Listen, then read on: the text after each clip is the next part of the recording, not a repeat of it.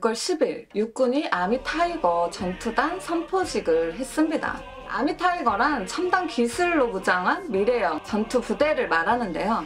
일단 시범 여단을 만들어서 운영하고 2040년까지 모든 전투 여단을 아미타이거 부대로 만드는 게 목표입니다.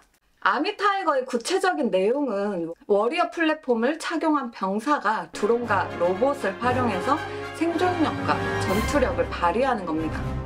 이와 함께 차륜형 장갑차와 소형 전술 차량 등 새로운 기동 플랫폼으로 전 제대가 빠르게 전장을 누비는 기동화, 전투원과 브롬봇 전투체계, 워리어 플랫폼 등 모든 전투체계가 연결되는 네트워크와 AI 기반에서 상황 판단과 결정을 지원하는 지능화를 갖춘다는 게 아미타이거의 핵심이죠. 이 중에 가장 중요한 게 아마도 워리어 플랫폼일 텐데요. 전투 장병이 기본적으로 갖춰야 하는 기초적이면서도 기본이 되는 전투 체계로 전투복과 장구, 장비로 구성된 육군의 차세대 개인 전투 장비 체계인 거죠. 한국군의 전투용 개인 장비가 너무나도 시대에 떨어졌다는 건 다들 아시죠? 최근 우크라이나 전장에서 우크라이나군 보병이 착용하고 있는 장비만 해도 한국군보다는 몇십 년은 앞서 있을 것 같다는 생각이 들 정도니까요. 이걸 개선하고자 시작된 것이 바로 워리어 플랫폼 사업입니다. 기존의 K2 소총을 K2C로 바꾸는 것을 시작으로 전투복 등 각종 피복, 전투화, 헬멧 같은 기본 장비가 다 바뀝니다. 허접한 군복에 아무런 특수 장비도 없던 한국군 보병이 미군스럽게 바뀌는 거죠. 무전기, 보준경, 보준 확대경, 레이저 표적 지시기, 실시간 영상 전송 카메라, 피하 식별용 적외선 신호기, 방탄복 등이 기본 장비입니다. 그런데 워리어 플랫폼 사업이 원활한 게 진행된 건 아니에요. 장비의 불량 문제가 엄청나죠.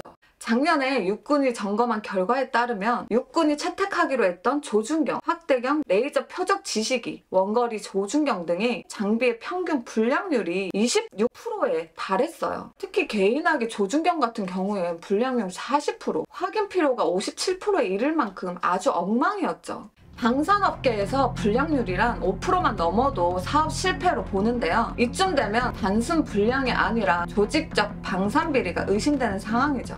군 안팎에선 불량률을 키운 원인으로 장비 도입 방식을 얘기하고 있어요. 방위사업청은 국방 구격 없이 해마다 육군이 제시한 제한 요청서에 따라 업체를 선정하고 있는데 여기에 낙찰 하한가도 설정돼 있지 않다는 겁니다. 사실상 최저가 낙찰로 진행돼 품질에 문제가 생길 수밖에 없는 구조라는 거죠. 게다가 우리나라는 이런 제품들에 대한 민수 시장이 없죠. 경험과 실적이 없는 회사들이 이런 제품의 수주를 받아서 생산하다 보니 품질이 떨어질 수밖에 없는 면도 있습니다. 이런 문제가 2022년에는 모두 해결이 될까요? 작년보다는 개선되었겠지만 이런 문제가 완전히 해결되지는 않았을 겁니다. 하지만 언제까지나 미룰 수 없는 것이 보병의 현대화 작업이죠. 문제점이 있더라도 일단 진행하면서 바로 잡아 나가야 합니다. 그래서 전 아미타이거 전투단 시범 여단의 출범이 우리나라 육군의 역사에서 중요한 의미를 가진다고 생각합니다. 뭐든 일단 시작하는 게 중요하잖아요.